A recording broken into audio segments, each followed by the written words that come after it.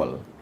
Blessed is the one who does not walk in step with the wicked, or stand in the way that sinners take, or sit in the company of mockers, but whose delight is in the law of the Lord, and who meditates on his law day and night. That person is like a tree planted by streams of water, which yields its fruit in season, and whose leaf does not wither. Whatever they do prospers. Not so the wicked. They are like chaff that the wind blows away. Therefore the wicked will not stand in the judgment, nor sinners in the assembly of the righteous. For the Lord watches over the way of the righteous, but the way of the wicked leads to destruction. Words pregnant with meaning, hitik na hitik, punong-puno ng mga karunungan, kaalaman, yan ang mga kagalingan pag nagbabasa ka ng mga sinaunang mga compositions, because it takes a lifetime para makaproduce ka ng mga latik ng karunungan. Napakaraming nyog na kailangang kudkurin, gatain at lutuin para makagawa ng konting latik. Ganyan din yung mga kasabihan ng matatanda, lalong-lalo itong wisdom books sa Bible. Isa-isahin natin at hanapan ng leksyon sa buhay natin itong Psalm chapter 1, bukod dun sa mga dati na nating nalaman at dating natanto. Psalm 1 verse 1. Blessed is the one who does not walk in step with the wicked, or stand in the way that sinners take, or sit in the company of mockers. So ang tinutukoy dito, the wicked, the so-called sinner, the mocker versus God, or God's moral law. Ang una siyempreng papasok sa ating isipan pagka merong wicked, sinner, or mocker, ang binibreak niya, God's moral law. Yung bang law of what is right or wrong. But remember, moral law is not always equated with religious law. Hindi lahat ng religious law correct. Hindi lahat ng religious law tama. Pero yung moral law ng Diyos, yung tama, tama, yung mali, mali. So, differentiate moral law from religious law. Yung moral law, yun yung universal law of God of what is good and what is bad. Samantala yung mga religions, all religions of the world, may mga sarili sila mga ginawang conventions of what is right and wrong. And most of those conventions are attuned to their values, to the needs of the times, even to their politics. So, ang gawin natin ngayong reading, that the wicked, the sinner, and the mocker is that who is against God's moral law and natural law. Ito isang extended reading and interpretation. Kasi magtataka yung iba, bakit po sumusunod naman ako sa God's moral law? I always do what is good, I prevent doing what is bad.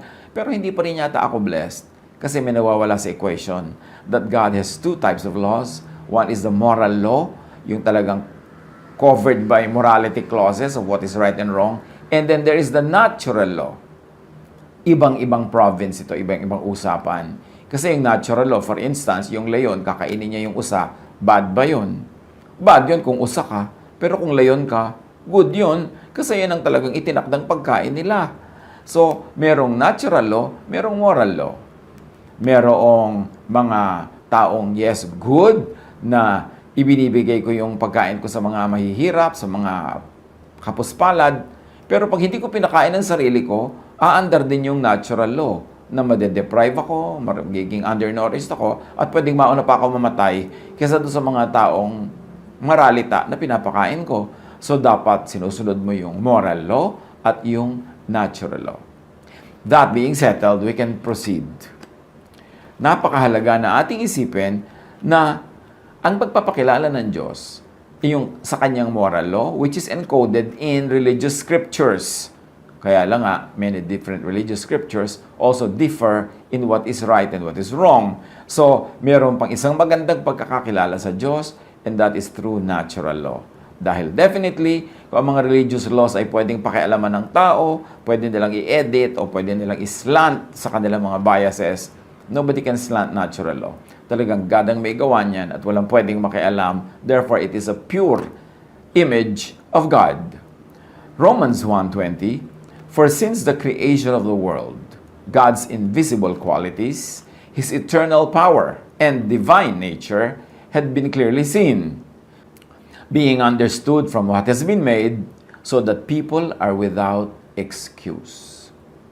So sinasabi, lalong malinaw ang pagpapakilala ng Diyos sa kanyang puso, sa kanyang isip, sa kanyang pagiging Diyos sa pamamagitan ng mga nilikha niya, natural creation. Therefore, God could be known through natural law. At kung i-apply natin ito sa Psalm chapter 1, verse 1, blessed is the one who does not break, blessed is the one who respects and obeys God's universal and moral law and natural law. Psalm 1:2, but whose delight is in the law of the Lord, and who meditates on His law day and night. Blessedness daw na ikatuwa mo, ipagdiwang mo, ipagbunyi mo ang law of the Lord. Yung moral law, na kung yung tama sa Diyos, agree ka rin, tamang-tama sa'yo. Yung ayaw ng Diyos, ayaw mo rin, blessed ka. Kesa nakikipagtunggali ka na yung ayaw ng Diyos ang gusto mo, at yung gusto ng Diyos ayaw mo, paano ka mabe-bless nun? So yung moral law, mahalaga, agree ka dyan, pero dinagdagan nga natin yan ng isang angle ng natural law. Blessed ka kung nagde-delight ka rin, nagbubunyi, natutuwa at sumusunod sa natural law. Meaning, para ka umani, magtanim ka. Para ka matulog ng mahimbing, linisin mo ang iyong konsyensya. Para ka lumusog, kumain ka ng tama, magpahinga ka. Sinusunod mo rin ang natural law. Blessed ka nun. Kasi maraming tao, they struggle to really, and they strive very hard to obey God's moral law. At doon, pasado sila. Pero they fail sa pag-respect sa God's natural law. Kaya nagkakasakit pa rin sila, nalulugi pa rin sa negosyo, nasusunugan, kung ano na nangyayari, kasi meron pang natural law. Hindi mo nang pwedeng i-override yung natural law by just obeying the moral law. Kailangan sabay. Ang pag-override mo sa natural law, miracle yon. At hindi law yung miracle. Siya ay exception, hindi siya yung rule. Now, blessed is the one who meditates on and think deeply about. Blessed is the one who delight on and agree with and celebrate God's moral and natural law. Hindi sapat maging relihiyoso, kailangan din practical. Hindi sapat na napakataas ng grade mo sa morality, tas bagsak ka sa physical sciences. Kasi magkakaroon din yan ng repercussion sa iyong buhay, makaka-apekto sa iyong blessedness. Psalm 1:3, that person is like a tree planted by streams of water. Yun daw taong nagre-respect sa God's moral and natural law, which yields its fruit in season, and whose leaf does not wither. Whatever they do, prospers. Pagka sumusunod ka sa God's moral law of what is right and wrong, what is good and bad, ino-observe mo yan. At pagkatapos sumusunod ka sa natural law, nagtatanim ka sa tamang panahon, ginagawa mo yung dapat, iniingatan mo yung sarili mo na hindi ka mahulog dahil may law of gravity, yan, para ka daw punong nakatanim sa tabi ng batis. Ano man ang mangyari, nakasawsawang yung ugat sa tubig, napapainom ang halaman, mamumunga, laging sariwa mga dahon, at ito ang blessedness. Huwag kang lalayo sa streams of water. Yung streams of water na yon, moral water and physical water. Yung natural water and spiritual water.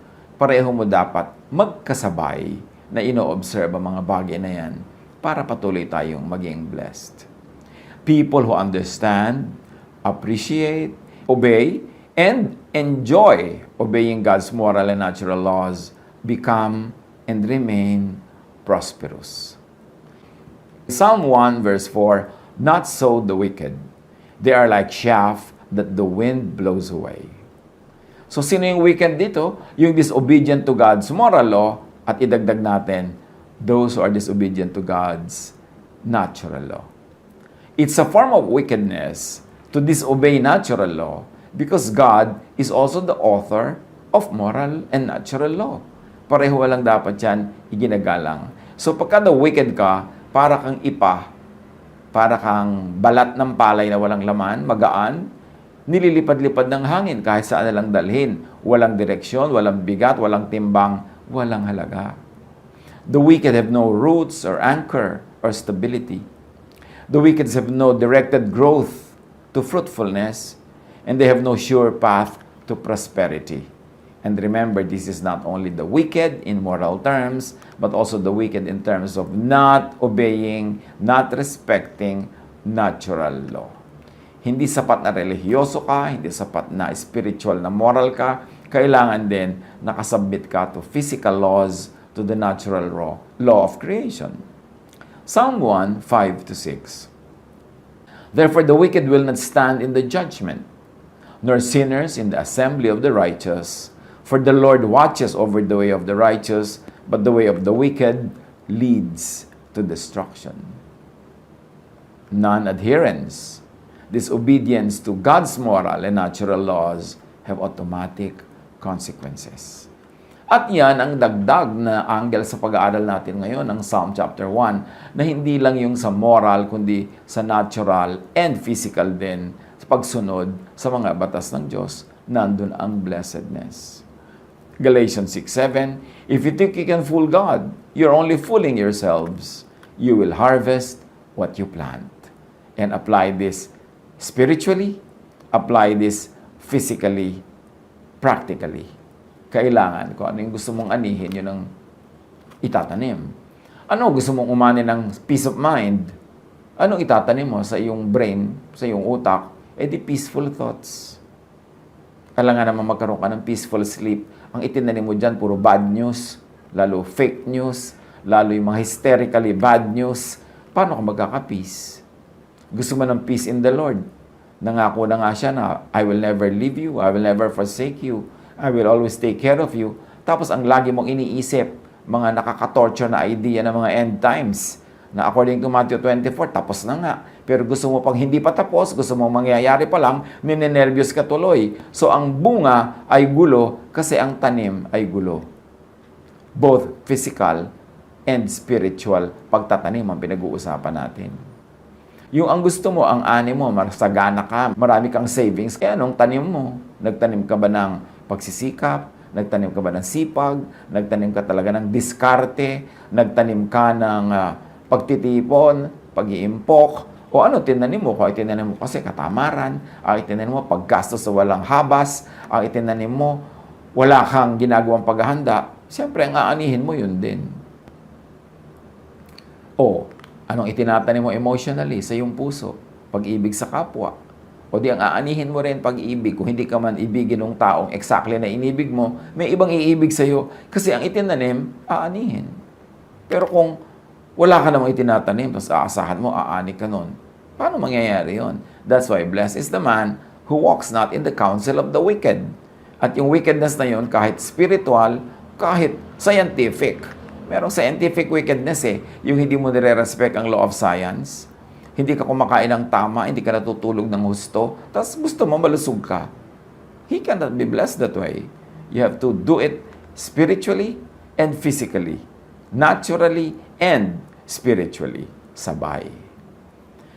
For survival, growth, and fruitfulness, know God's universal moral law as taught by Jesus. And as taught by others, but filtered through Jesus and affirmed by Jesus. Ano bang tama? Anong mali? Siyempre, Jesus is Lord of Lords. By Him, everything should be measured. He is in the center of everything. He is the one who holds everything together. So, isipin mo, ano ang mali at tama? Yung sabi ni Jesus. Kasi siya ang Lord of Lords. Siya ang nabuhay na muli. Siya ang ating Savior. Pag may sinasabi ang ibang religious persons, pag may sinasabi ang ibang chapters, verses, na kontra sa sinasabi ni Jesus, dapat hindi ka malito kung kanino ka dapat sumunod. Ngayon, yung marami naman mga ibang teachers, ibang verses, ibang chapters, ibang books, may mga katuroan din kung anong tama, sundin. Basta pumapasa sa Jesus filter. Basta nag-a-agree sa katuroan ni Jesus. Pag may disagreement, dapat alam mo kung kanino ka loyal, kay Jesus.